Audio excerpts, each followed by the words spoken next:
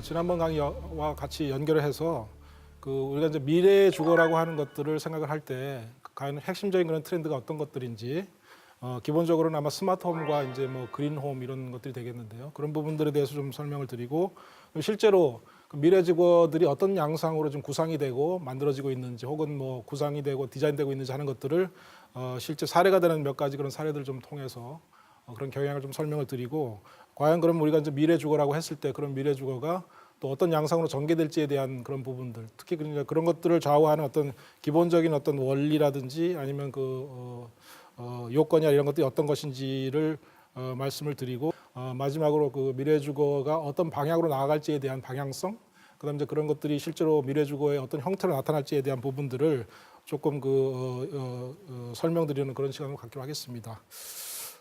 그러면 먼저 아까 말씀드렸듯이 스마트홈과 이제 그린홈이라고 하는 것이 사실은 지금 미래 주거를 가늠할 그런 중요한 트렌드의 두 가지 종류로 볼 수 있는데 그 스마트홈과 그린홈에 대한 부분들을 좀 설명을 드리겠습니다.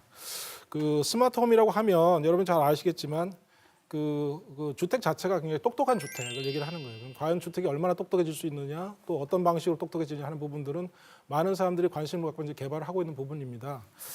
그래서 1차적으로는 여기 그림에서 보시듯이 과연 그러면 그 주택에 대해서 저희가 그동안에 이제 많은 부분들을 개량을 하고 이제 개발을 해왔는데 그 옛날과 그다음에 이제 최근과 그다음에 앞으로 이제 어떤 방향으로 소위 주택의 저희가 그 지능이라고 하는 부분들을 이제 구현할 것인가에 대한 굉장히 개념적인 단계의 어떤 그런 그 그림들을 지금 그려 본 겁니다. 그래서 요거는 옛날에는 그러니까 예를 들면 한 19세기 정도를 예를 든다고 하면 아직은 많은 기술들이 이제 그 주택에 대한 기술들이 개발이 되지 않은 단계였기 때문에 보시다시피 이렇게 뭐 화로에다가 이제 석탄이나 아니면 나무 같은 것들을 이용을 해서 불을 지피고 추울 때 이제 난방을 해결하고 이런 부분들이 있었거든요. 그래서 여전히 그때는 물론 이제 기술에 대한 이런 그 수요나 이런 것들이 있었지만 기술 자체가 사실은 따라가지 못했기 때문에 저희가 이제 냉난방이라든지 뭐 다양한 그 주택에서 필요한 그런 기술들을 사실은 개발해야 되는 단계였습니다. 그러다가 중간 그림에서 보시다시피 한 20세기 정도가 되면 사실은 저희가 현재 살고 있는 것도 이제 그 연장이라고 볼 수 있겠는데요.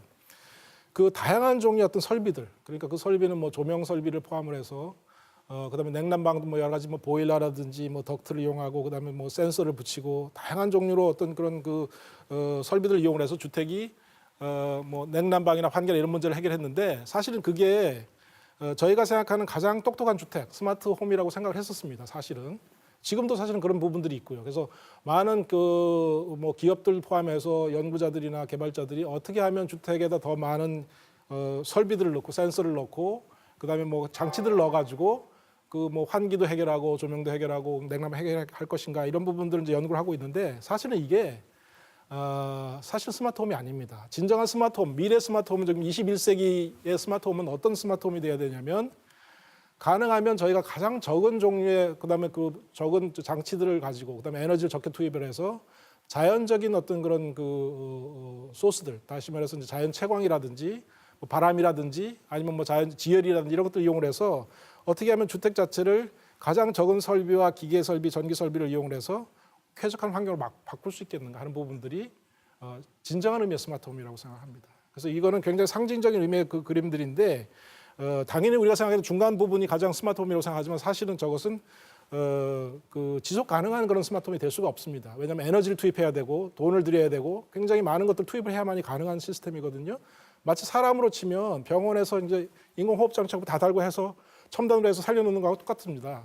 그러나 그렇게 그것이 계속될 수는 없지 않습니까? 마찬가지로 집도 궁극적으로는 자연적인 그런 요소들, 그러니까 뭐 태양으로부터 오는 그런 태양열, 태양광이라든지 지열이라든지 바람이라든지 이런 모든 자연적인 요소들을 얼마나 잘 저희가 컨트롤하고 제어를 하고 모니터링을 해서 그것들을 이용해서 우리가 주택을 쾌적하게 만들 수 있겠는가 하는 것이 진정한 의미의 스마트홈이고, 또 한 가지 가장 중요한 거는 그 기술이 제일 어려운 기술입니다. 그 기술이 쉬워 보이지만 제일 어려운 기술입니다. 그래서 여러분이 스마트홈이라고 하는 것이 진화되는 방향이 지금 현재 중간 그림에서 보는 것 같이 저런 상태인데, 궁극적으로는 자연에 순응하고 자연적인 힘들을 최대한 활용할 수 있는 방향으로 나가야 된다. 이제 그렇게 하기 위해서는 훨씬 더 고도의 그런 기술들이 필요합니다. 인공지능도 필요하고요, 당연히. 그래서 우리가 보이지는 않겠지만 그런 부분들이 사실은 저희가 지금 추구하고 있는 4차 산업혁명하고 관련해서 주택에서도 이제 그런 기술이 들어오기 시작하면 그런 부분들이 결국은 역할을 하게 될 부분은 바로 저 세 번째 그림에서 보듯이 어떻게 하면 자연적인 포스, 자연적인 힘들을 우리가 최대한 이용을 해서 에너지도 절약하고 탄소 저감도 하면서 동시에 우리가 필요로 하는 그런 쾌적함을 만들어낼 수 있겠는가 하는 것들. 물론 이제 건축 재료에 대한 부분들도 다 생각해야 되겠지만 이제 그런 것이 진정한 의미의 스마트홈이라고 볼 수 있는 거고요.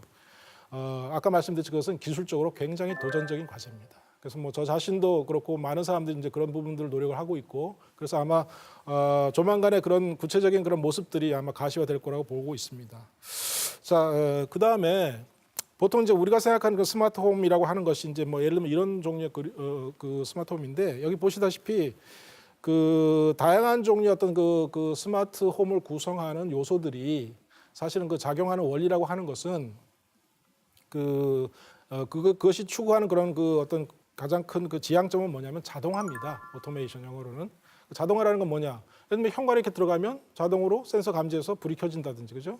내가 예를 들어서 1시간 뭐 후에 집에 도달할 건데 미리 예를 들면 겨울철에 이제 난방이나 이런 걸 하기 위해서 미리 예를 들면 스마트폰 이런 걸 통해 가지고 보일러를 켜놓는다든지 이런 것들. 그다음에 만약에 내가 이제 집에서 그 나가서 뭐 예를 들면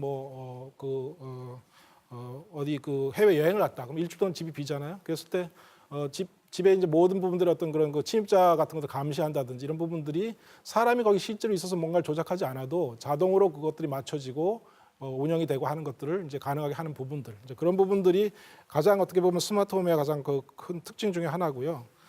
실제로 우리가 보통 이제 홈 네트워크라고 얘기를 하는데, 아파트의 단지나 이런 데 가보면은 뭐 집집마다 예를 들면 조그마한 모니터 같은 것들이 하나 붙어 있잖아요, 벽에. 그걸 보통 이제 월패드라고 합니다. 왜냐하면 벽에다 이렇게 붙이는 거기 때문에. 그 월패드를 통해서 할 수 있는 일이라고 하는 거는 스마트홈을 구성하는 많은 기기들 같은 것들을 다 이렇게 작동할 수가 있겠고, 또 한 가지는 이제 예를 들어서 뭐 보통 모드 제어라고 하는데, 그 하나하나의 단순히 하나하나의 기기들 같은 걸 개별적으로 작동시키는 것이 아니라 필요에 따라서는 그런 것들을 이제 연동을 시켜서 연결을 해가지고, 예를 들면 내가 외출 모드, 아니면 뭐 귀가 모드, 아니면 베이케이션 모드 이렇게 설정하게 되면 거기에 맞게 그런 시큐리티 시스템이라든지 아니면 그 뭐 각종 그 에너지 관련된 설비들 이런 것들을 온오프 한다든지 아니면은 그걸 제어하는 이런 것들이 이제 만들어지는 그런 그 시스템으로 되어 있습니다. 그래서 그런 것들이 가지는 기능은 굉장히 많이 지금 그 향상이 되고 있고요. 또 한 가지는 그 스마트폰이 여태까지는 그냥 개인적으로 뭔가 이렇게 그 여러 가지 앱을 통해서 서비스를 받는 그런 도구였는데, 이제는 스마트폰과 스마트홈이 연동이 되기 시작했습니다. 그래서 스마트폰을 가지고 예를 들면 뭐 TV를 켠다든지 아니면 불을 켠다든지 여러 가지 뭐 아까 얘기했던 모드 같은 거 설정하는 이런 것들이 다 한국에서는 제가 잘 모르겠지만 최근에 제가 유럽에 그 네덜란드하고 독일하고 스웨덴을 다녀왔는데, 그런 데에서는 굉장히 많은 종류의 그런 그 인터페이스라고 보통 얘기를 하는데, 그러니까 이제 스마트홈과 그 집 주인이 서로 말하자면 소통할 수 있는 그런 인터페이스들이 다양하게 많이 만들어지고 있습니다. 그 중에 하나가 스마트폰이고, 물론 리모컨 같은 걸 쓰기도 하고요. 또 음성을 통해서 제어를 하기도 하고, 제스처를 통해서 제어하기도 하고, 그러니까 다양한 종류로 되고 있다는 거죠. 그래서 그런 측면에서 보면 결국은 이제 저희가 이런 다양한 종류의 기술들을 이용을 해서 아까 말씀드린 주택의 기능들, 뭐 쾌적성이라든지 안전성, 뭐 신미성 저런 많은 얘기들을 했는데, 그런 부분들의 상당한 부분을 사실은 그 정보통신 기술과 그다음에 통신 네트워크와 센서와 그다음 궁극적으로는 인공지능 기술까지 포함을 해서 그런 부분들이 사람을 대신해서 소위 말해서 자동적으로 조절하고 맞춰주는 그런 어떤 주택이 나타날 텐데 이제 그런 부분들이 기본적으로는 그 스마트홈의 어떤 기본적인 그런 트렌드가 될 수 있겠고요. 보시다시피 이제 그 실제로 스마트홈에 보면은 가장 키워드가 되는 부분들이 아까 말씀드린 스마트홈을 구축하기 위해서는 기본적으로 그 통신 네트워크가 깔려져야 되는데 뭐 여러분은 당연히 알겠지만 집안에 뭐 와이파이 같은 게 다 되잖아요. 그러니까 말하자면 이제 무선으로 통신 네트워크 연결이 되고 그 통신 네트워크에 뭐 TV도 연결이 되고 뭐 필요에 따라서는 뭐 각종 다양한 종류의 기기들도 다 연동이 돼가지고 그런 것들이 서로 이제 정보를 교환하고 받을 수 있고 조절이 될 수 있는 부분들.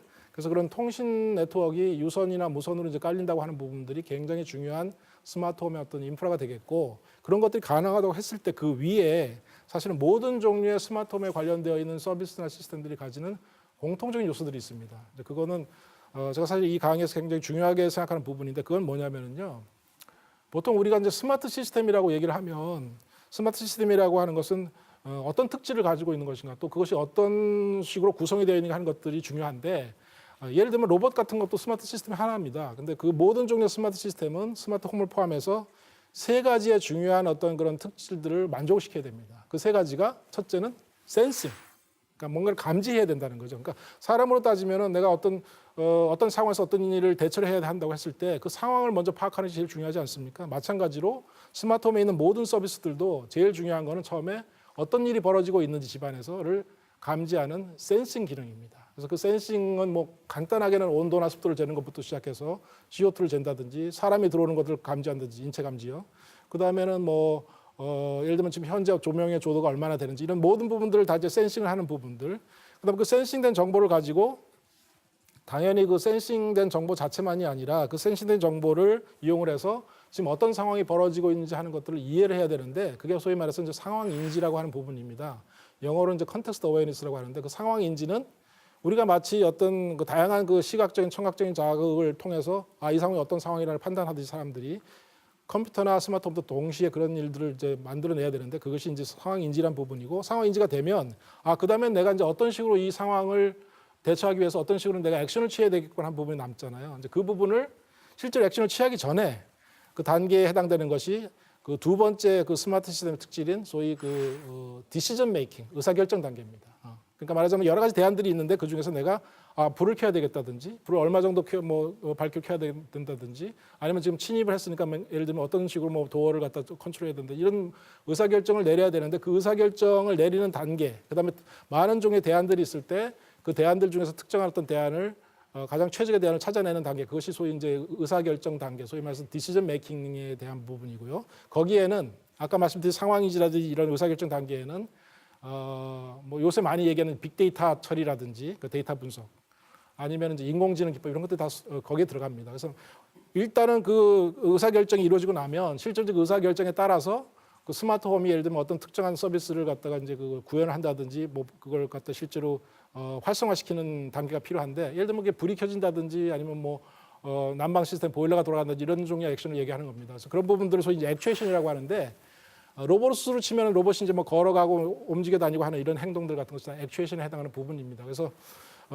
아까 말씀드렸듯이 모든 종류의 스마트 시스템은 스마트홈을 포함해서 그 세 가지의 중요한 특질들을 만족시킨다. 즉 센싱과 의사결정과 액추에이션이라고 하는 세 가지 요소가 만족이 되면 그것이 어떤 아주 간단한 사례로 아까 현관문에 들어서 이제 불이 켜지는 걸 말씀을 드렸는데 그것만이 아니라 모든 종류의 어떤 그런 그 스마트홈 관련된 서비스 시스템이 다 그 세 가지의 어떤 중요한 어떤 핵심적인 엘리먼트들을 다 만족시키고 있습니다. 그래서 그것이 여러분들이 앞으로 스마트홈이라고 하는 것을 이해할 때 또 스마트홈에 들어가는 다양한 종류의 서비스 이해할 때 그 세 가지 요소들이 어떻게 결합되어 있는가 하는 것들을 보는 것이 중요하고 당연히 어떤 그 제공이 되는 서비스나 어떤 그 시스템의 종류에 따라서 센서의 종류도 다를 거고 의사결정의 방식이나 아니면 의사결정의 실제 결과도 다를 거고 액추에이션하는 방법도 달라집니다. 예를 들면 TV가 켜져가지고 내가 원하는 예를 들면 내가 이제 TV 앞에 있는 소파에 앉았다. 그럼 이제 내가 TV 앞에 있는 소파에 앉았다는 것을 감지가 돼야 되잖아요. 그러면 아마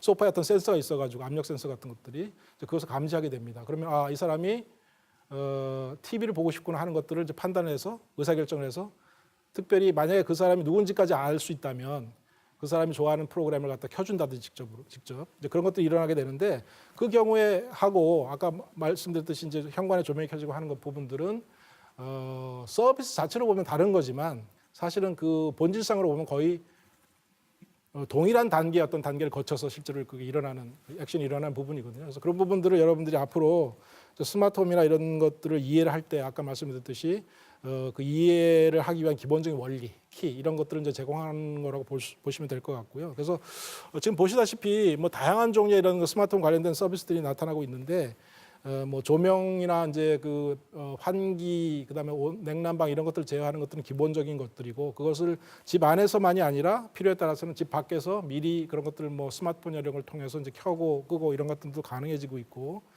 그다음에 특히 이제 그 집 안에서도 다양한 종류의 소위 멀티미디어 인터페이스 그러니까 우리가 뭐 노트북을 켜거나 아니면 뭐 스마트폰을 열거나 이렇게 해서 뭔가를 하는 게 아니라 집 안에 설치되어 있는 북박이형의 어떤 그런 디스플레이 같은 것들이 뭐 테이블 위에 설치될 수도 있고 벽에 설치될 수도 있고 그래서 내가 그거를 가서 뭐 타치를 할 수도 있고 아니면 그 음성으로 뭘 작동시킬 수 있고 그래서 결국은 스마트홈이 제공할 수 있는 다양한 종류의 서비스들을 내가 실제로 그 활성화시키기 위한 서로의 어떤 그런 말하자면 그 의사소통이라고 할까 그런 부분들을 중재하는 인터페이스들이 나타나고 있는데 또 그 중에 하나도 로봇들이 사실은 그런 역할을 이제 수행하게 될 겁니다. 다시 말해서 로봇이 일종의 스마트홈의 집사 역할을 하게 된다는 거죠.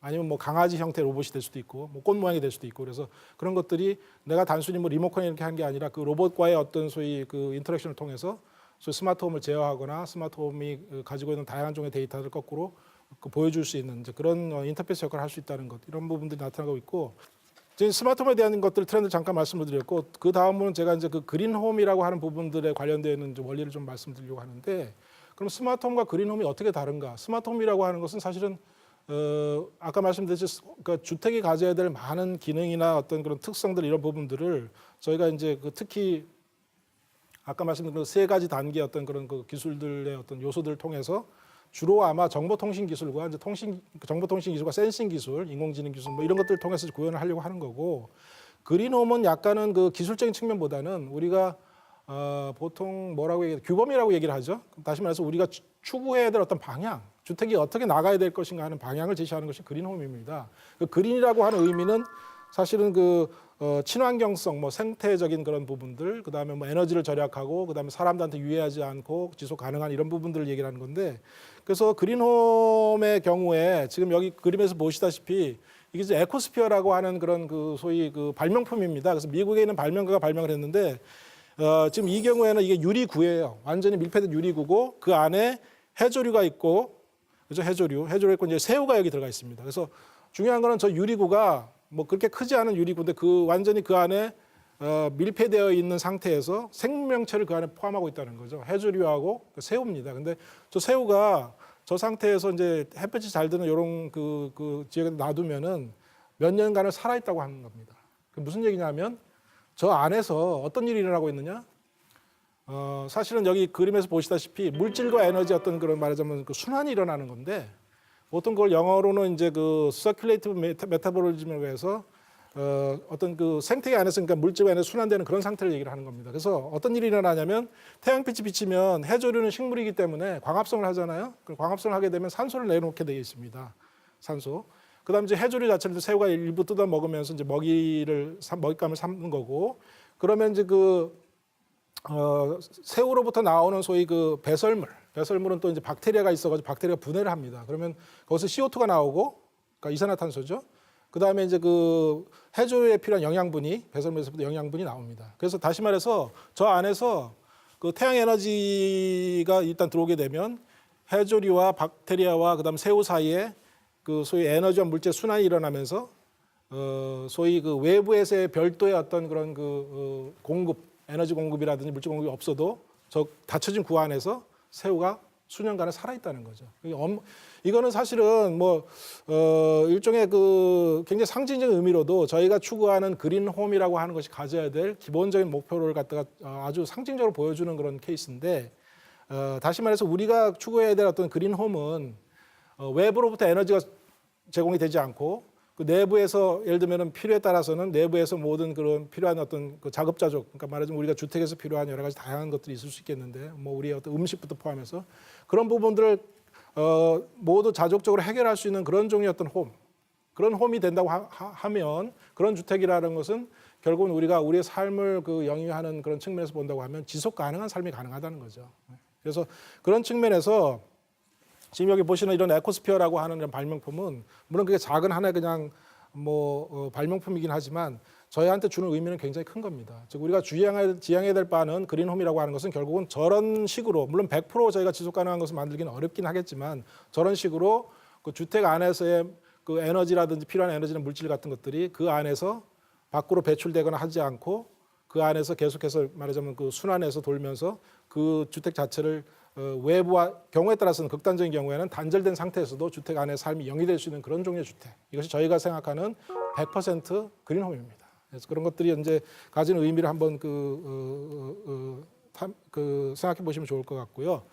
지금 여기서 보시면은 이제 주택이라고 하는 것이 잘 설계가 되면 이렇게 우리 보통 이제 그 통풍이라고 하는데 마통풍이라고 하는데 그 주택에서 이제 창이라든지 아니면 계구부 같은 것들을 소위 잘만 설계하게 되면 특히 이제 더운 지방에 있는 주택 같은 경우에는 저런 마통풍 효과에 의해서 바람이 이렇게 그 건물 내부로 이렇게 자유롭게 통하면서 일종의 그 건물을 냉각시키는 효과를 가져오게 됩니다. 그래서 다시 말해서 우리가 따로 에어컨을 많이 켜고 이렇게 하지 않아도 굉장히 에너지를 절약하면서 자연스러운 그 외부의 공기 같은 것들을 이용해서 건물 자체를 냉각시키는 방식. 그러니까 그거는 설계 단계에서 우리가 얼마나 잘 고안을 해서 설계를 하느냐 하는 것들이고 또 태양으로부터 비치는 이런 빛 자체, 햇볕 자체도 필요에 따라서는 그것을 차단해야 될 필요가 있기 때문에 물론 우리가 이제 블라인드라든지 차양 같은 걸 이용을 합니다만은 그런 것들을 잘 계산을 하고 해서 설계를 하게 되면 그 건물이 받게 되는 어떤 태양열로부터 추가되는 냉방 부하를 크게 줄일 수가 있다. 그래서 보통 우리가 이제 에너지를 그 고려한 어떤 그런 건물의 설계하는 그런 측면에서 보면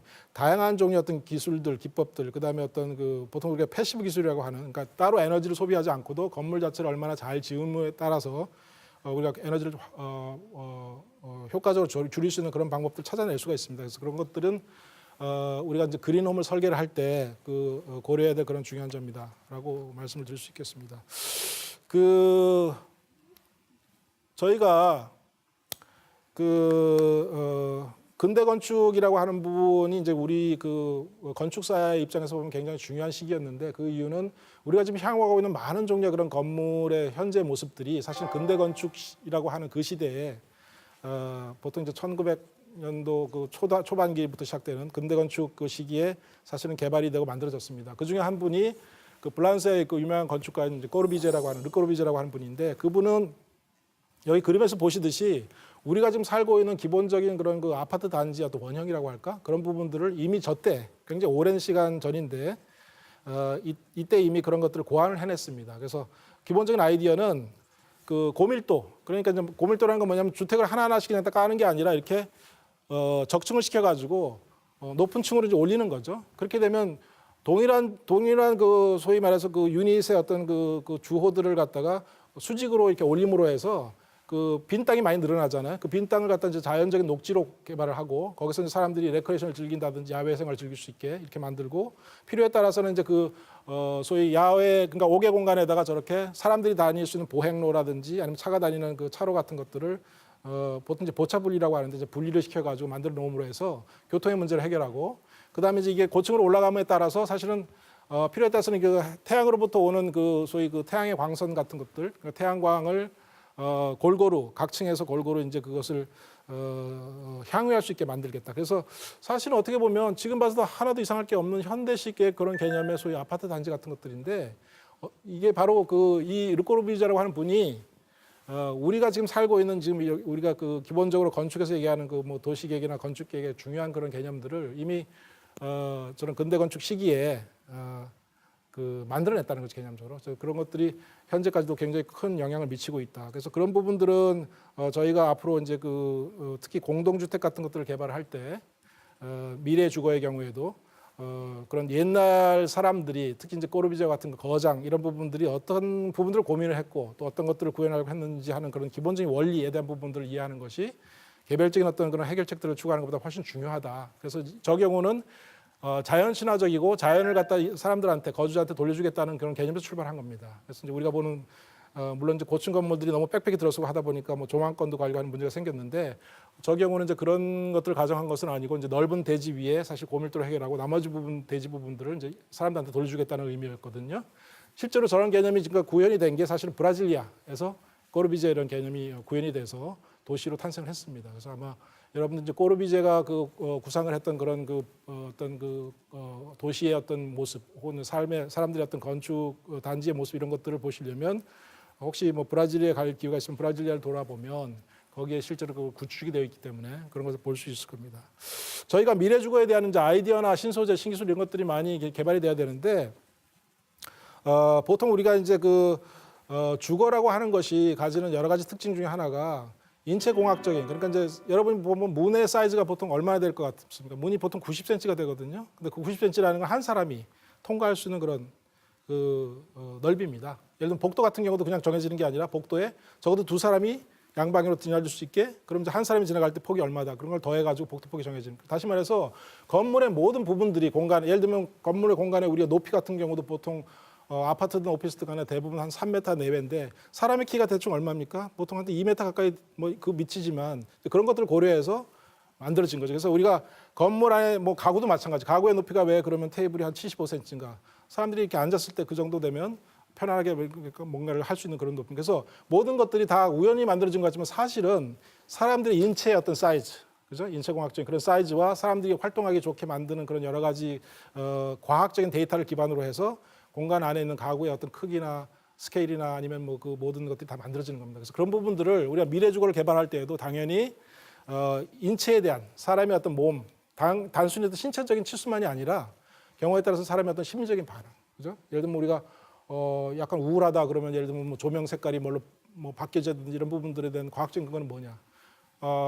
예를 들면 음악 같은 경우에도 예를 들면 음악이 여러 종류가 있는데 내가 어떤 그때 특정한 어떤 상황에서 어떤 기분 상태를 만약에 센서가 센싱할 수 있다고 하면 그거에 따라서 내가 거기서 힐링할 수 있는 음악을 틀어준다. 이런 부분들이 이제 스마트홈의 서비스로 나온다고 하면 결국은 중요한 거는 사람을 이해한다는 것, 그죠? 사람의 어떤 그 이해라는 건 이제 과학적인 이해를 얘기하는 겁니다. 사람이 가지고 있는 신체적인 그런 특성들, 심리적인 특성들, 정서적인 특성들, 또 사회적인 요구들, 뭐 이런 모든 것들을 우리가 잘 알아야만이 저희가 이제 미래 주거에서 필요한 그 실제로 그 공간의 형태라든지 뭐 마감이라든지 심리적 이런 모든 것들을 해결할 수 있습니다. 그래서 사람을 알아야 된다. 그리고 또 한 가지는 이제 그 기본적인 문제지만 현재나 미래에서 이제 어떤 일들이 일어날 수 있겠는가 하는 것들을 이제 문제점을 파악한다는 것이 제일 중요하고요. 그다음에 그 문제점이 파악이 됐다고 했을 때 그 문제점을 그러면 해결하기 위한 그런 여러 가지 대안들이 있고 그 대안들 중에서 이제 어떤 것들이 먼저 선택이 돼야 될지 하는 것들을 소위 이제 우선순위를 설정을 하고 실제로 이제 그런 것들을 기반으로 해서 결정을 하고 그 해결책을 만들어내는 이런 이제 세 단계를 거쳐야 되는데 아까 말씀드렸듯이 지금 이렇게 사람이 현재는 보면 이제 신체 어떤 치수상으로 보면 저렇게 이제 다양한 예를 들면 뭐 욕실에 들어가서 세면 그러니까 얼굴을 씻는다든지 아니면 몇 사람이 지금 저기 보면 이제 테이블을 놓고 같이 작업을 한다든지 이런 여러 가지 그런 상황에 따라서 저는 그 신체의 어떤 사이즈나 스케일에 대한 부분들이 다 치수로 사실은 나와 있습니다. 그래서 아마 건축학과 학생들 같으면 이게 굉장히 친숙할 부분인데 저런 부분들이 다 어떻게 보면 공간의 어떤 크기라든지 공간의 어떤 그 특성이나 아니면 공간의 어떤 그런 상호 연결 이런 것들을 이제 좌우하는 그런 요소로 작용을 합니다. 그래서 그런 부분들을 저희가 새로운 아이디어를 낼 때 항상 고려를 해야 된다라고 볼 수 있겠고요. 또 한 가지는 저희가 이제 새로운 아이디어를 내서 미래 주거를 설계를 한다고 쳤을 때 결국은 이제 과연 어떻게 그 공간을 그 구성하는 요소들이 예를 들면 주택 같은 경우는 보통 우리 거실이 있고 뭐 욕실이 있고 그다음 침실들이 있고 그다음에 뭐 그 다양한 종류의 뭐 창고라든지 이런 부분들이 있는데 그런 부분들의 공간들이 어떻게 서로 연계가 될 것인지 그다음에 그것들 간의 어떤 동선의 어떤 연결은 어떻게 될 것인지 이런 것들을 분석을 해야 되는데 그걸 그러니까 사람의 머리로 그냥 생각하기는 좀 어렵기 때문에 이렇게 기능 분석을 이제 다이어그램을 이용을 해서 뭐 여기가 데크고 여기가 이제 그 부엌이고 여기가 리빙룸이고 거라지고 이렇게 했을 때 그런 공간들이 과연 어느 정도 크기로 돼야 되느냐 하는 건 저 그 버블의 사이즈로 지금 나타내고 있고 그다음 그 공간들 사이 어떤 관계 얼마나 그것들이 가까워져야 되냐 하는 부분들 보통 이제 프락시미티라고 얘기를 하는데요. 그런 부분들은 이렇게 이게 그 공간들 연결한 선이 이제 3개냐 2개냐 1개냐에 따라서 과연 그 공간들이 얼마나 더 기능적으로 연결이 돼야 되고 동선이 짧아야 되는 것들을 표시를 한 겁니다. 다시 말해서 제가 체계적으로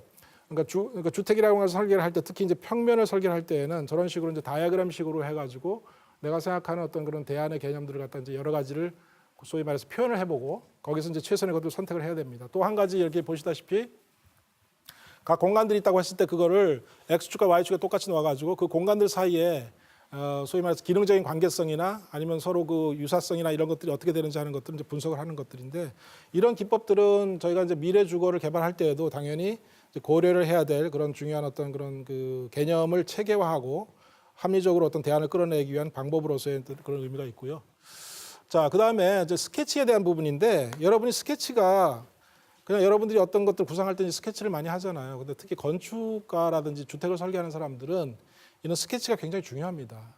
아까 뭐 다이어그램도 스케치 일종이긴 하지만 그래서 왜 그러냐 하면 이런 스케치를 통해서 초기 단계 여기 보시다시피 굉장히 자유롭게 뭐 이렇게 공간을 만들고 그다음에 이제 그걸 배치하고 이런 것들을 구상을 하는데 이 스케치가 가진 의미는 뭐냐면 사실은 그 저희가 이제 어떤 건물을 설계를 할 때 그 설계 과정에서 이제 소위 많은 종류의 의사교환을 해야 되는데 건축주하고도 뭐 의사교환을 해야 되고 등등한데 자기가 새로운 어떤 그 형태나 새로운 유형의 어떤 그 건물을 만약에 설계를 하거나 구상을 할 때에는 이 스케치라고 하는 도구를 스케치라고 하는 그런 과정을 통해서 자기 자신과 대화를 하는 겁니다. 예.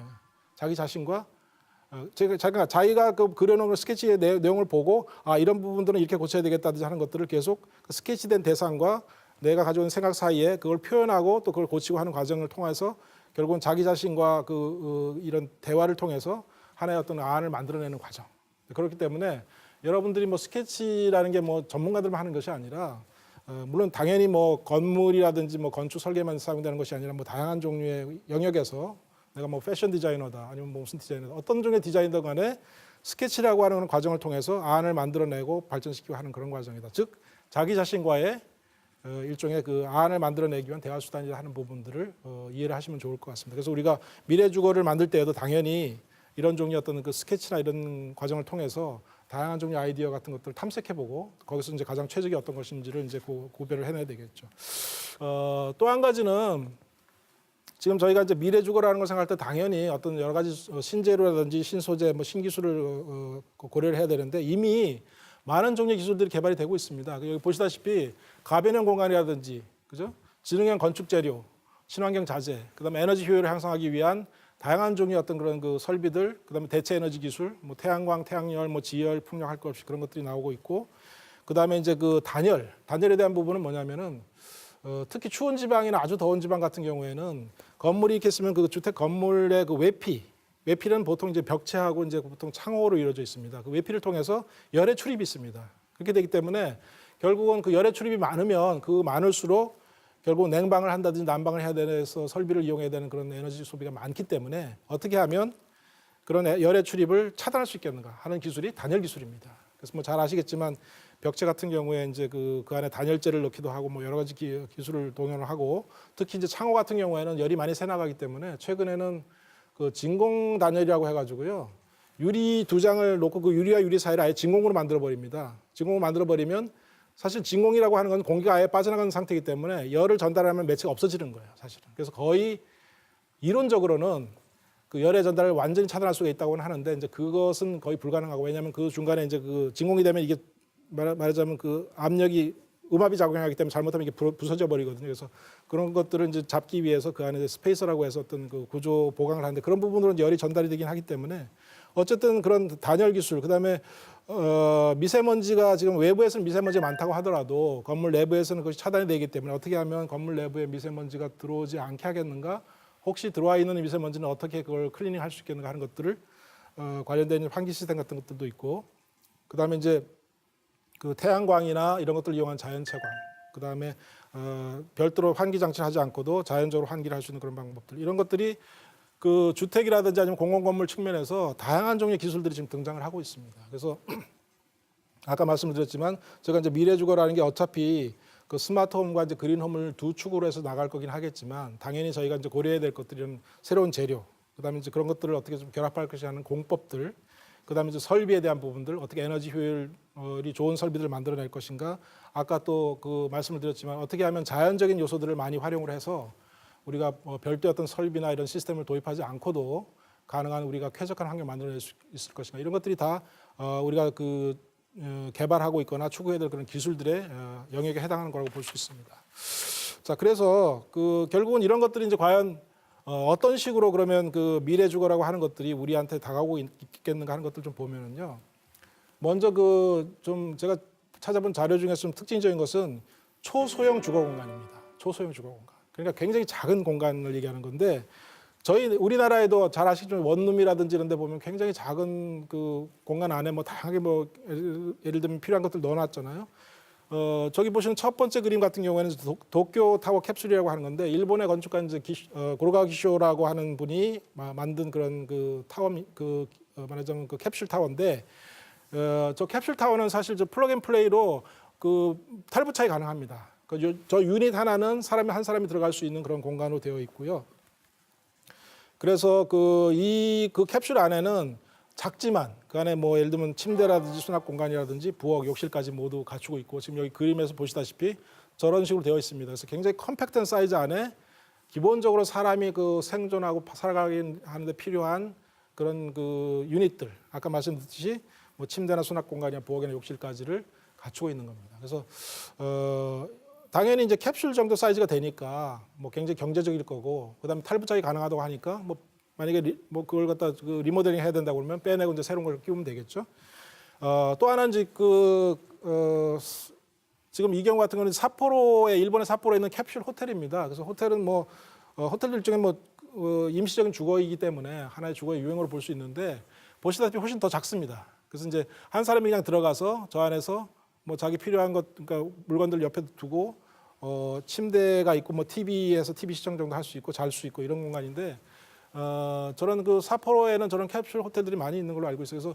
그래서 저런 경우에는 한 가지 사실 좀 우려되는 점이 있긴 한데 그거는 뭐냐면 이제 폐쇄 공포증이 만약에 있는 환자라면 저런 공간에 들어가서 이제 어떻게 느낄 것인지 하는 것들은 좀 염려가 됩니다. 그러나 소위 말해서 경제성이라는 측면에서 보면 저런 공간들은 굉장히 어떻게 보면 인간이 들어가서 기본적으로 할 수 있는 기본적인 어떤 주거 물론 저기서 무슨 음식을 해 먹거나 할 수는 없겠지만 호텔의 어떤 그런 기본적인 기능들을 충분히 수행할 수 있는 가장 최소한의 그런 공간 단위로서 캡슐 호텔이 만들어지고 있고 사실은 이게 저희 인천공항에도 있습니다. 사실은 제가 최근에 사실 들어가 보진 못했지만 인천공항 지하층인가 지금 캡슐 호텔이 설치가 돼 있다고 해요. 그래서 이제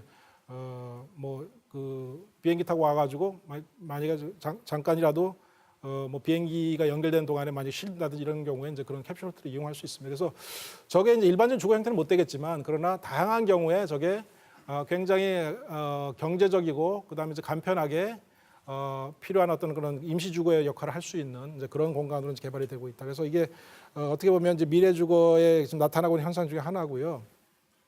또 한 가지는 지금 보면은 여러분 잘 아시죠? 컨테이너 하우스.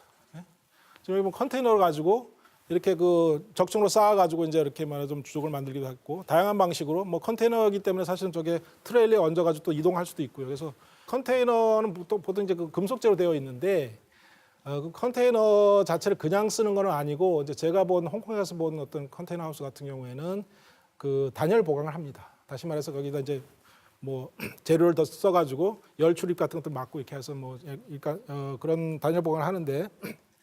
기본적으로는 컨테이너라고 하는 것은 기본적인 그런 유닛을 이용을 하기 때문에 훨씬 경제적이고 그다음에 그걸 어떻게 적층하고 쌓느냐에 따라서 다양한 어떤 그런 군집, 다양한 어떤 그런 모임의 어떤 그런 주거 형태들을 만들 수가 있고요. 또 한 가지의 또 트렌드는 뭐냐면 이동식 주택인데요.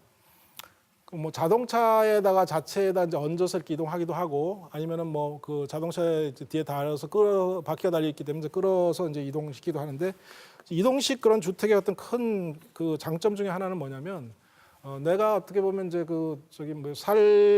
살기를 원하거나 임시 머무르기 원하는 장소를 옮겨 다닐 수 있다는 거죠. 그래서 이제 보통 이제 이동성에 대한 요구가 잘 아시겠지만 우리나라 같은 경우에도 지금 증대를 하고 있습니다. 그래서 특별히 레저 측면이나 레크레이션 측면에서도 저런 종류의 이동식 주택 같은 것들이 늘어나고 있고 또 어떤 사람들은 자기가 이제 다양한 삶에서 다양한 경험이나 다양한 장소를 좀 경험하고 싶다고 생각하는 사람들은 저런 종류의 이동이 가능한 주택들을 가지고 여러 장소를 옮겨 다니면서 거기서 뭐 얼마 동안 좀 살다가 또 다른 곳으로 옮기고 하는 것들이 늘어날 겁니다. 그래서 여전히 그런 부분들은 우리가 미래에 그러니까 나타날 수 있는 라이프 스타일의 한 부분이다. 그래서 이제 이동성을 원하는 경우에 저런 솔루션이 있을 수 있다는 거고요. 또 한 가지 놀라운 그런 그 기술 중에 하나는 혹은 그 미래 주거의 어떤 트렌드 중에 하나는 좀 저거는 이제 러시아에 있는 그 한 회사가 개발한 그런 건물인데 3D 프린터를 이용해서 하루 만에 콘크리트를 가지고 뼈대를 만들고 한 일주일 정도 걸쳐서 나머지 것들 다 완성을 해가지고 완성한 건물입니다. 그래서 이거는 하루 만에 그런 그 콘크리트로 골조를 만든다고 하는 것은 굉장히 획기적인 일입니다. 3D 프린터로 아예 프린팅을 해버렸어요. 그러니까 이제 보통 3D 프린터 하면은 거기 나오는 게 이제 뭐 약간 그 플라스틱 녹인 것 같은 것들이 나오는데 저 경우는 이제 콘크리트 페이스를 아예 설계도대로 해가지고 3D 프린터를 이용해서 쌓아가지고 굳혀버린 거죠. 하루 만에 그걸 만들었다는 게 대단한 일이고 이 주택 같은 경우에는 한 뭐 11.5평 정도 되는데 그래도 이 안에 이제 방 하나, 주방, 화장실 이런 것들이 다 갖춰져 있고 우리 돈으로 약 그 1,100만 원 정도, 11평 정도에 1,100만 원 정도, 굉장히 싼 가격이죠.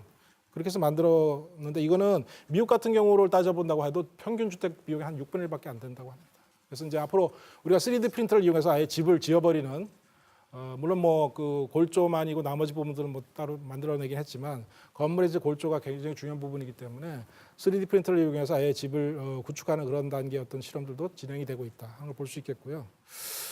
그다음에 이거는 뭐냐면 저희가 보통 이제 많이 그 얘기로 듣고 있는 가상현실이니 뭐 이런 그 컴퓨터 그래픽스 이런 걸 얘기를 듣는데 여기 보시다시피 지금 한번 쇼핑몰 같아요 여기는. 근데 이 그림은 지금 실제로 그 쇼핑몰에 가서 뭐 사진을 찍고 한 건 아니고 컴퓨터로 그린 겁니다. 잘 아시겠지만 이제 보통 우리가 컴퓨터 그래픽스라고 얘기하는 분야 굉장히 많이 발전해 있고 심지어는 어느 정도까지 발전했냐면 내가 만약에 주택을 설계한다 그러면 주택의 외관만이 아니라 그 내부에 들어갔을 때 그 주택의 어떤 특정한 부분이 어떤 식으로 구성이 되고 뭐가 어떻게 보일지 하는 것들을 마치 지어지지 않은 건물에 내가 실제로 들어가서 아직 지어지진 않았지만 실제 지어졌을 때 어떻게 되는 것을 실제 있는 것처럼 똑같이 볼 수 있는 화면을 만들어낼 수 있습니다. 그걸 보통 뭐라고 얘기하냐면 실사 렌더링이라고 하는데 영어로는 이제 포토 리얼리스틱 렌더링이라고 하는 겁니다. 마치 내가 사진을 보듯이 아주 정밀하게 컴퓨터로 그것을 구해내는 방식. 그게 이제 보통 이제 그 실사 렌더링이 하는데 그런 기술을 이용하면 내가 디자인하는 미래 주거가 실제로 어떻게 될지 하는 것들을 지어보지 않고도 그죠? 보여줄 수 있습니다. 그건 굉장히 엄청난 일입니다. 왜? 그걸 설계하는 사람 입장에서 보면 그런 도구를 이용한다는 것은 내가 디자인했을 때 그것이 실제로 지었을 때 어떻게 될지 하는 것들을 보고 필요하면 수정을 하고 디자인을 바꿀 수 있는 게 되고요.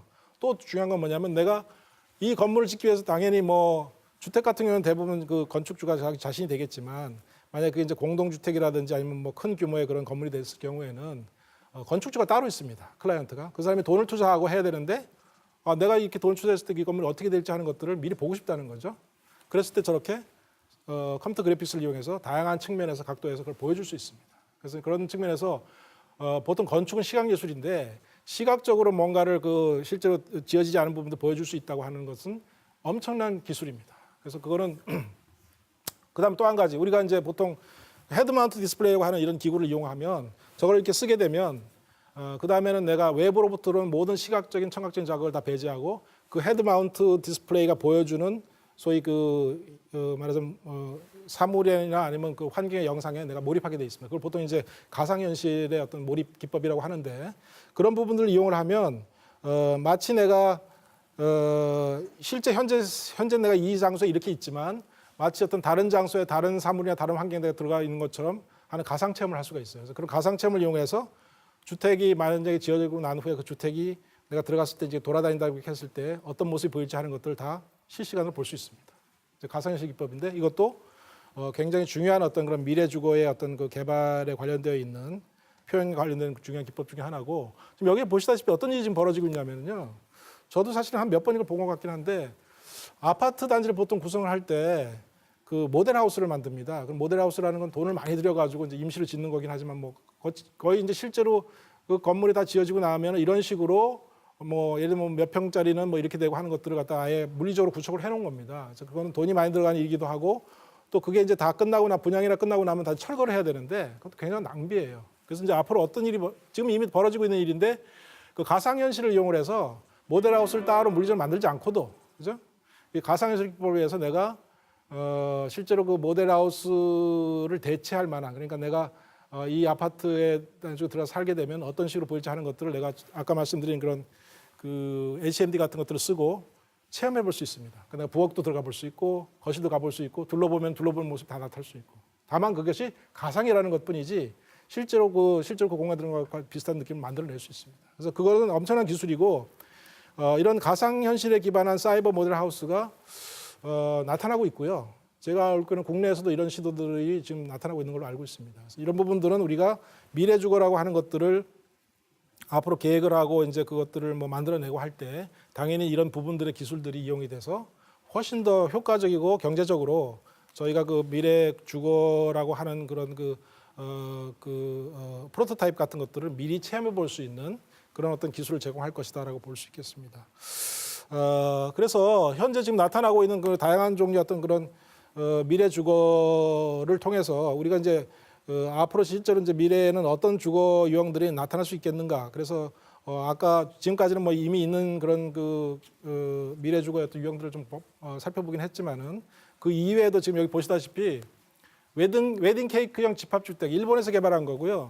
여기 보시다시피 저런 그 하나의 유닛 같은 것들을 갖다 동일하게 반복한 걸 쌓아서 그 사이사이에는 이제 흙으로 채우고 해가지고 마치 산 속에 지하에다가 예를 들면 내가 공간을 만들어 놓은 것 같은 그런 형태로 이제 만들었는데 여러분들이 이제 흙이라고 하는 것이 가지는 어떤 친환경성은 당연히 잘 아실 것 같고요. 그래서 흙으로 채워져 있기 때문에 이제 단열 성능이 우수하고 그다음에 이제 흙에 있는 부분에 예를 들면 뭐 식물 같은 것들 내가 재배할 수도 있고 그래서 굉장히 친환경적이고 생태적인 종류의 어떤 환경을 만들어낸 그런 부분입니다. 그리고 그 유닛들을 어떻게 쌓느냐에 따라서 지금 이 경우에는 이제 웨딩 케이크라고 한 이유는 뭐냐면 이게 마치 그 결혼식 때 쓰는 그 웨딩 케이크처럼 그런 형식으로 쌓아서 구조체를 만들었기 때문에 그런데 어쨌든 다양한 방식으로 쌓아서 소위 그 에너지를 절감하면서 동시에 그 친환경성 확보하고 그 다음에 말하자면 사람들한테 쾌적한 그런 환경 만들 수 있는 그런 종류의 어떤 에코 하우스를 이제 만들어 놓은 거고 컨테이너 하우스는 제가 좀 전에 말씀을 드렸고요. 지금 세 번째 보시는 게 소위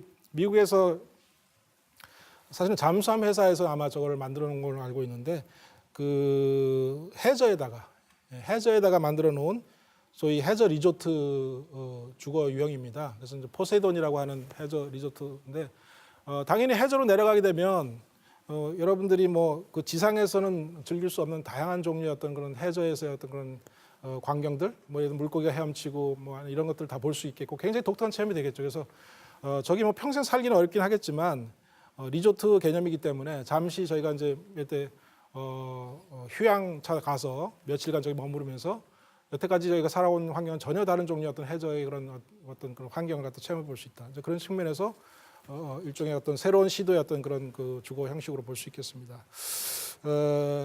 또 한 가지 지금 그 라이포드라고 하는 이런 주택 개념인데 요거는 1997년에 지금 그 개발이 돼 있고요. 그다음에 이거는 컨테이너에 실어서 움직일 수 있는 그런 겁니다. 그래서 보시다시피 4개 발이 있고 주택인데 이 발의 어떤 그런 그 길이나 이런 것들은 다 조절이 가능하고 쉽게 이제 옮겨서 해변가에 갖다 놓을 수도 있고 산속에 놓을 수도 있고 그죠?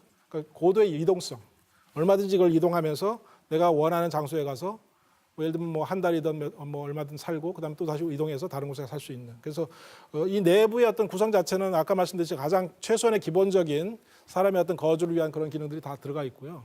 중요한 거는 저렇게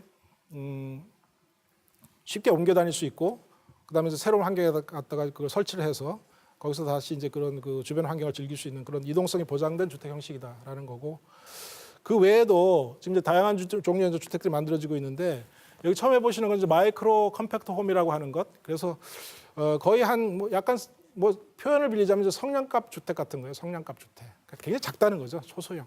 그래서 폭이 한 2.6m 정도밖에 안 되는데 그 안에 한 5명 정도가 식사할 수 있는 그런 주방이 있고 그다음에 침실도 이제 더블 침대로 들어가 있고 사무 공간이나 화장실 그다음에 뭐 인터넷 같은 거 연결할 수 있게 돼 있고 특히 중요한 건 저것도 자동차로 해서 쉽게 이동할 수 있다는 겁니다. 그래서 저런 마이크로 컴팩트 홈이 있고 그 두 번째 보시는 게 소위 턴온이라고 하는 그런 주거 설계안인데요.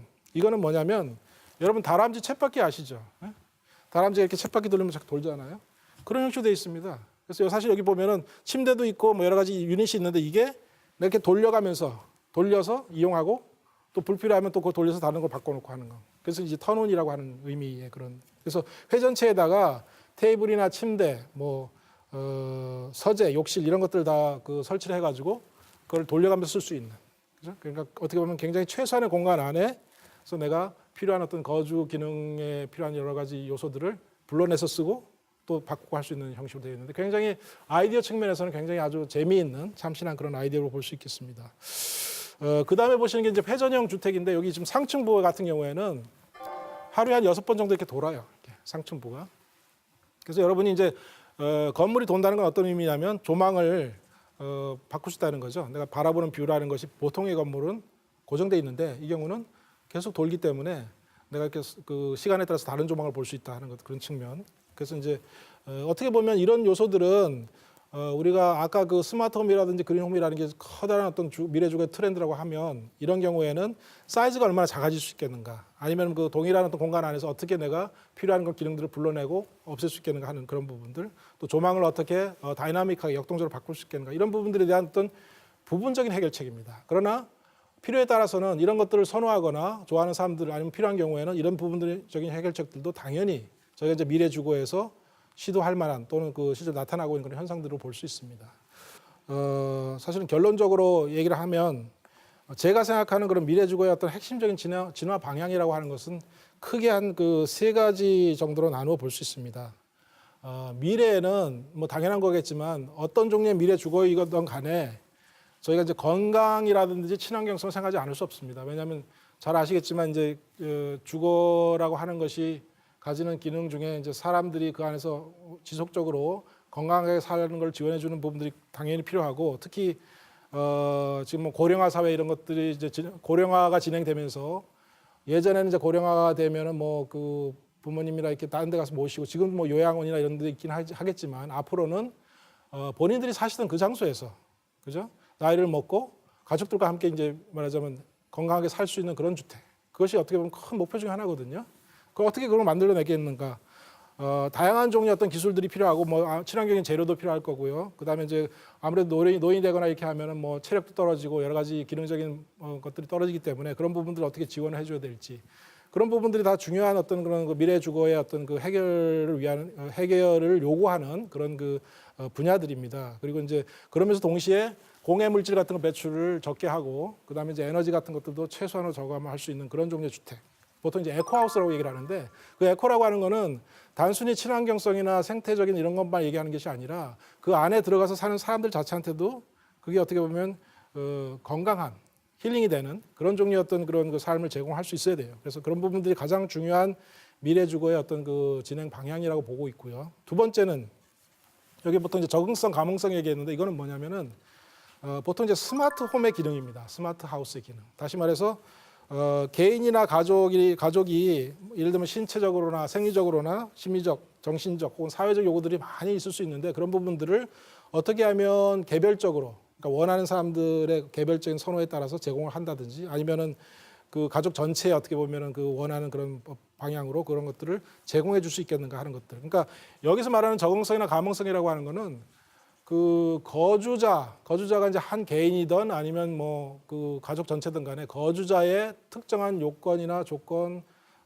아니면 그 거주자의 어떤 그런 그 특성들 이런 것들을 경우에 따라서는 그 거주자 중에는 예를 들어서 아픈 사람들이 있을 수 있겠고요. 그래서 뭐 특별한 어떤 케어를 필요한 경우도 있을 수 있는데 주택 자체가 그런 부분들에 대해서 아주 적절하게 반응을 해주고 그런 것들을 채워줄 수 있느냐 하는 그런 부분입니다. 그래서 그렇게 하려고 하면 당연히 이제 그 뭐 로봇이 들어올 수도 있겠고, 그 다음에 그 자동화에 대한 부분, 아까 말씀드렸지 센싱이라든지 의사결정, 그 액추에이션 말씀드렸는데 그런 다양한 종류의 시스템 서비스들이 지원을 해줘야 됩니다. 그래서 그런 부분들은 앞으로 저희가 이제 스마트 하우스를 추구할 때 저런 부분들 어떻게 하면 스마트 하우스가 그 아까 말씀드린 것처럼 개별적인 그런 그 거주자 혹은 뭐 가족 전체의 요구에 잘 적응하고 감응할 수 있겠는가 하는 부분들을 항상 염두에 두고 그걸 개발해야 된다는 측면에서 그런 그 미래 주거의 핵심적인 진화 방향으로 잡았고요. 마지막에 대한 부분이 이제 가변성, 이동성인데 그건 무슨 얘기냐면 필요에 따라서 내외 공간 자체가 내부 공간일 수도 있고 외부 공간일 수 있습니다. 그것이 이제 실시간으로 혹은 뭐 준실시간으로 변형이 되거나 할 수 있는 부분들. 그래서 최근에 보면은 아파트 같은 경우에도 그 아파트의 그 예를 들면 특정한 어떤 평면 같은 것들이 대부분의 경우는 다 그 고정이 돼 있는 상태인데 요즘은 이렇게 평면 같은 것도 선택할 수 있을 뿐 아니라 내가 입주할 때 예를 들면은 나 이렇게 좀 바꿔주세요 하면 이제 바꿔주는 경우도 생기고 실제로 입주하고 나서도 아주 간편하게 예를 들면 그 안에 공간 내부의 공간을 이렇게 바꿀 수 있는 종류의 어떤 벽체 시스템 이런 것들도 나오고 있습니다. 그건 무슨 얘기냐면 사람이 그 어떤 특정한 주택에서 들어가 살 때 그 주택의 어떤 공간 구조나 이런 것들이 항상 그 사람들이 사는 그 가족의 구성원의 변화 이런 것들이 있을 때에도 고정적으로 되어 있으면 문제가 생기는 경우가 있을 수 있잖아요. 그래서 그런 부분들에 대해서는 경우에 따라서 그걸 바꿔줄 수 있는 부분이 필요합니다. 이제 그게 가변성에 대한 거고요. 그러니까 100% 극단적으로 가변이 가능한 공간은 제가 조금 전에 말씀드린 실험적인 주택, 우리 랩에서 개발하고 있는 그런 것들이지만 그것이 아니더라도 이제 가변성이 중요한 이슈 중에 하나고 또 하나는 사람들이 그 모빌리티에 대한 그 요구, 그러니까 다시 말해서 내가 이동을 해서 좀 새로운 체험을 하고 새로운 장소에 살고 싶다고 하는 요구들이 강해지다 보니까 아까 그 좀 소개해서 보여드린 것처럼 어떻게 하면 경량에 그다음에 아주 경제적으로 그러면서도 꼭 필요한 어떤 그 거주의 기능들이나 공간들이 그 안에 들어가 있는 그런 어떤 유닛 같은 것들을 쉽게 장소를 옮기게 할 수 있겠는가 하는 부분들에 대한 연구 그런 것들이 이제 나오고 있는데 그거를 이제 저는 여기 이름을 트랜스포머 하우스라고 이름을 지었습니다. 그러니까 말하자면 변형이 가능하고 그 변형이라고 하는 거는 그 자체의 어떤 변형도 있겠고요. 공간이라든지 아니면 내부 구조. 또 하나는 그 장소 자체가 또 변화될 수 있는 부분들. 그래서 여러분이 아마 트랜스포머라는 영화 보셨겠지만 뭐 자동차가 됐다가 로봇이 됐다 하잖아요. 그런 것처럼 앞으로의 키워드는 미래주의 키워드 중에 가장 중요한 부분 중에 또 하나는 변형 가능성입니다. 왜냐하면 우리가 지금 가족 단위든지 개인 단위든지 간에 항상 동일한 조건 요구들을 갖고 있는 것이 아니라 우리의 어떤 라이프 스타일이 변할 수 있고 우리가 원하는 어떤 공간 구조가 변할 수 있기 때문에 그런 부분들을 그냥 참고 사는 게 아니라 그때 변할 때마다 그런 것들을 집이 맞춰줄 수 있는 그런 집. 그런 것들이 이제 우리가 꿈꾸는 그런 종류의 집들이라고 볼 수 있겠고요. 그래서 결국은 그 미래 주거라고 하는 것이 이제 다양한 방식으로 진행이 되고 뭐 특수한 해결책들도 많이 나오긴 하겠지만 제가 말씀드리는 것은 요 세 가지 건강성이나 친환경성을 강조한 에코하우스 개념, 그 다음에 이제 그 소위 그 다양한 종류의 스마트 시스템이나 서비스 이런 것들이 거주자의 어떤 그런 다양한 변화된 요건 요구나 이런 것들을 맞춰주고 적응할 수 있는 소위 적응성, 감응성에 대한 부분들, 그 다음에 이제 공간 자체 변형, 그 다음에 뭐 장소의 변화 이런 것들을 줄 수 있는 소위 가변성, 이동성 이 세 가지 키워드가 제가 생각하는 미래 주거의 가장 핵심적인 그런 진화 방향이 될 거라고 생각을 하고 있습니다. 그래서 지금까지 사실은 미래의 어떤 주거라고 하는 것이 모든 사람들이 막연한 생각을 하고 있지만 과연 어떤 방향으로 흘러가고 있고 또 진행이 될 것인가 또 그런 것들을 좌우하는 기본적인 어떤 요소들은 어떤 것이고 그 기제가 깔려 있는 기본적인 원리 혹은 동향 이런 것들은 어떤 것인지 하는 것들을 실제 사례와 또 저희 랩에서 개발하고 있는 여러 가지 실험 주택의 어떤 구상 이런 것들 통해서 말씀을 드렸고요. 최종적으로 저희가 이 강의의 가장 핵심적인 그런 초점인 미래 주거가 과연 어떤 방향으로 진행될 것인가 하는 부분들에 대한 제 나름대로의 예측을 저기 얘기하는 이제 건강성, 친환경성, 그다음에 적응성, 감응성, 그다음 가변성, 이동성이라는 측면에서 고찰해봤습니다.